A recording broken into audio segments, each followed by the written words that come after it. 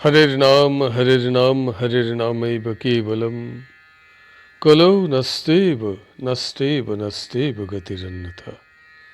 श्री श्री गुरवे नमः। प्रेम भक्ति प्रदातारं आनंदनंदवर्धनम स्वर्णमयी सुतं वंदे जोगमाया मनोहरम। विजय वल्लभां देवीं विजयानंदवर्धिनीं सदानंदमयीं सद्धिं जोगमायां नमाम्यहम्। गुरुर्ब्रह्मा गुरुर्विष्णु गुरुर्देव महेश्वर गुरुरेव परं ब्रह्म तस्मै श्री गुरवे नमः। गुरु शिष्य संवाद ग्रंथ होते पाठ। आज আমরা গ্রন্থটির 28তম প্রসঙ্গ ভক্তি আস্বাদন করব। শিষ্য গুরুদেবকে জিজ্ঞাসা করিতেছেন, ভক্তি কাহাকে বলে? ভক্তি কত প্রকার? গুরুদেব উত্তর দিতেছেন, ভজ ধাতু হইতে ভক্তি শব্দ নিষ্পন্ন হইয়াছে। ভজ সেবায়াম, সমস্ত ইন্দ্রিয় দ্বারা ভগবানের সেবা করার নাম ভক্তি। সর্বোপাধি বিনির্মুক্তং তৎপরত্বেন নির্মলম ঋষিকেশ সেবনং ভক্তিরুচ্যতে। নারদ পঞ্চরাত্র। অর্থাৎ সর্ব উপাধি বিনির্মুক্ত, অর্থাৎ সকল প্রকার ফল কামনা শূন্য হইয়া নিষ্কামভাবে জ্ঞান ও কর্মের অপেক্ষা না করিয়া ইন্দ্রিয়গণ দ্বার তৎপরভাবে ঋষিকেশের সেবা করার নাম ভক্তি। ভগবান বেদব্যাস ভগবত পূজা অনুরাগকে ভক্তি বলিয়াছেন। ওং পূজাদিষ্বনুরাগ ইতি পারাসর্যঃ। নারদ ভক্তি সূত্র। ভগবান গর্গ ভগবত কথা দিতে অনুরাগকে ভক্তি বলিয়াছেন। ওং কথাদিষ্বেতি গর্গঃ। নারদ ভক্তি সূত্র। ভগবান শাণ্ডিল্য আত্মরতির অবিরোধী বিষয় অনুরাগকে ভক্তি বলিয়াছেন। আত্মরতি বলিতে ভগবানে অনুরাগ বোঝায়। ভগবানে অনুরাগের সহিত যে সকল বিষয়ের বিরোধ নাই, যে সকল কার্য ও অনুষ্ঠান ভগবত অনুরক্তির অনুকূল, যে সকল কর্ম ও অনুষ্ঠান দ্বারা ভগবানের প্রতি অনুরাগ বর্ধিত হয়, সেই সকল কর্ম ও অনুষ্ঠানের প্রতি অনুরাগের নাম ভক্তি। ওং আত্মরত্ত বিরোধে নেতি শাণ্ডিল্যঃ। নারদ ভক্তি সূত্র। ভগবানে সমস্ত কর্ম সমর্পণ করাকে এবং ভগবানকে বিস্মৃত হইলে চিত্তে যে ব্যাকুলতা জন্মে, সেই ব্যাকুলতাকে ভগবান নারদ ভক্তি বলিয়াছেন। ওং নারদস্তু তদর্পিতাখিলাচারিতা তদ্বিস্মরণে পরম ব্যাকুলতেতি। নারদ ভক্তি সূত্র।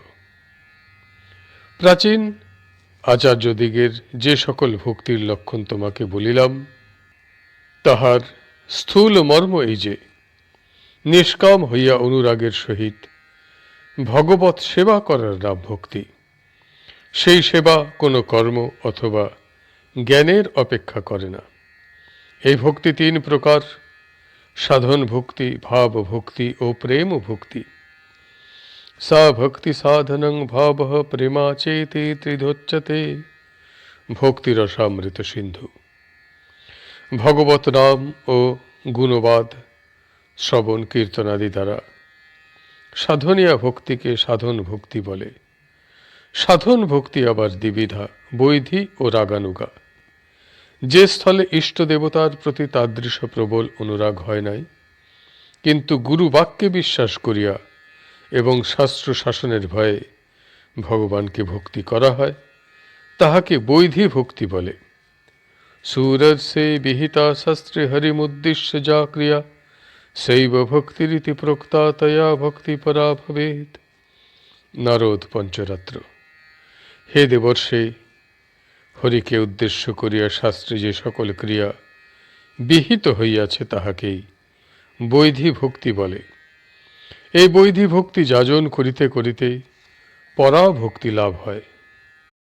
গুরুবাক্যে বিশ্বাস করিয়া শাস্ত্র শাসন অনুসারে ভগবানের নাম শ্রবণ কীর্তনাদিরূপ সাধন করিতে করিতে ভগবানে অনুরাগ জন্মে। ভক্তির এই অবস্থাকে রাগানুগা ভক্তি বলে। ভগবান শ্রীকৃষ্ণের প্রতি ব্রজবাসীদিগের যে ভক্তি, তাহার নাম রাগাত্মিকা ভক্তি। রাগাত্মিকা ভক্তির অনুগতা ও অনুরূপা ভক্তি যাহা সাধক লাভ করেন, তাহার নাম রাগানুগা ভক্তি।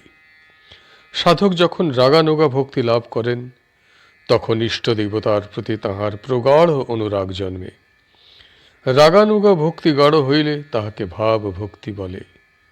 সাধক যখন ভাব ভক্তি লাভ করেন, তখন তাহার এই অবস্থা সকল লাভ হয় যথা: ক্ষান্তিরব্যর্থ কালত্বং বিরক্তির মান শূন্যতা আশাবদ্ধ সমুৎকণ্ঠ নাম গানে সদা রুচি আসক্তিস্তদ গুণাখ্যান প্রীতিস্তদ বসতি স্থলে ইত্যাদয়োনুভাবঃ সূর্যত ভাবাঙ্কুরে জনে। ভক্তিরসামৃত সিন্ধু। অর্থাৎ যে সকল সাধকের মধ্যে ভাবের অঙ্কুর হইয়াছে, সেই সকল সাধকের ক্ষান্তি অর্থাৎ ক্ষমা, অভ্যর্থ কালত্ব অর্থাৎ কেবল ভগবৎ প্রসঙ্গে সময় যাপন, বিরক্তি অর্থাৎ বৈরাগ্য, মান শূন্যতা, আশাবদ্ধ সমুৎকণ্ঠা অর্থাৎ ভগবানকে পাইবার জন্য প্রবল আকাঙ্ক্ষা, ভগবানের নাম গানে সর্বদা রুচি, তাহার গুণাখ্যানে আসক্তি এবং ভগবানের বসতিস্থলে অর্থাৎ বৃন্দাবন, দ্বারকা, অযোধ্যা, পুরী প্রভৃতিতে প্রীতি হয়। ভাব ভক্তি গাঢ়তা লাভ করিলে প্রেম উৎপন্ন হয়। সম্যং শৃণীত স্বান্ত মমত্বাতি স্বয়ংকিতঃ ভাবঃ স এব সান্দ্রাত্মা বোধহি প্রেমানিগদ্যতে। ভক্তিরসামৃত সিন্ধু। অর্থাৎ যাহা দ্বারা চিত্ত সর্বতভাবে নির্মল হয়, যাহা অতিশয় মমতা সম্পন্ন এইরূপ যে ভাব, তাহা গাঢ়তা প্রাপ্ত হইলে পণ্ডিতেরা তাহাকে প্রেম বলিয়া কীর্তন করেন। নারদ পঞ্চরাত্রে যথা: অনন্য মমতা বিষ্ণু মমতা প্রেম সঙ্গতা ভক্তিরিত্যুচ্যতে ভীষ্ম প্রহ্লাদোদ্ভব নারদহি ভক্তি প্রেমোচ্যতে ভীষ্ম মুখ্যৈর্যত্র তু সঙ্গতা মমতান্ন মমত্বেন বর্জিতেত্র যোজনা। অর্থাৎ অন্যের প্রতি মমতা পরিহার পূর্বক ভগবানে যে মমতা, তাহার নাম প্রেম। ভীষ্ম, প্রহ্লাদ, উদ্ধব, নারদ প্রভৃতি ভক্তগণ ইহাকেও প্রেম ভক্তি বলিয়াছেন। অন্য মমত্ব বর্জিত যে মমতা, তাহাকে ভীষ্ম প্রভৃতি ভাগবতগণ প্রেম ভক্তি বলিয়া উল্লেখ করিয়াছেন। ওং সা কস্মে পরম প্রেম রূপা। নারদ ভক্তি সূত্র। ওং সা পরানুরক্তিরিশ্বরে। শাণ্ডিল্য সূক্ত। ভগবান নারদ ও শাণ্ডিল্য তাহাদিগের ভক্তিসূত্র গ্রন্থে এই প্রেম ভক্তির কথা এই প্রকার বলিয়াছেন।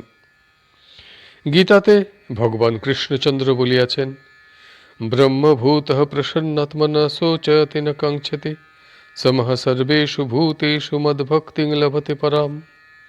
অষ্টাদশ অধ্যায় 54তম শ্লোক। অর্থাৎ যিনি ব্রহ্মকে প্রাপ্ত হইয়া প্রসন্নাত্মা হইয়াছেন, তাহার শোক ও আকাঙ্ক্ষা নষ্ট হইয়া গিয়াছে, সমস্ত ভূতেই তাহার সমদৃষ্টি হইয়াছে, এই প্রকার লোকই আমার পরাভক্তি লাভ করিয়া থাকেন। প্রেম ভক্তি গাঢ় হইয়া প্রণয়, স্নেহ প্রভৃতি নামে অভিহিতা হয়। ভক্তিরসামৃত সিন্ধু ও উজ্জ্বল নীলমণি নামক শ্রীমৎ রূপ গোস্বামী মহাশয়ের প্রণীত গ্রন্থদ্বয়ে ইহার বৃত্তান্ত বিস্তারিত রূপে লিখিত হইয়াছে। ভক্তি লাভ করিবার প্রণালী ভক্তিরসামৃত সিন্ধুতে এই প্রকার আছে: আদৌ শ্রদ্ধা, ততঃ সাধু সঙ্গোথ ভজন ক্রিয়া, ততো অনর্থ নিবৃত্তি স্যাৎ, ততো নিষ্ঠা রুচিস্ততঃ আসক্তিস্ততো ভাবস্ততঃ প্রেমাভ্যুদঞ্চতি সাধকানামায়ং প্রেমনঃ প্রাদুর্ভবে ভবেৎ ক্রমঃ। অর্থাৎ প্রথমে শ্রদ্ধা, শ্রদ্ধা অর্থে গুরু ও শাস্ত্রবাক্যে বিশ্বাস, তাহার পর সাধু সঙ্গ, তাহার পর ভজন ক্রিয়া, তাহার পর অনর্থ নিবৃত্তি, তাহার পর নিষ্ঠা, তাহার পর রুচি, তাহার পর ভগবানে আসক্তি, অনন্তর প্রেম। সাধক দিগের পর পর এই অবস্থা লাভ হয়।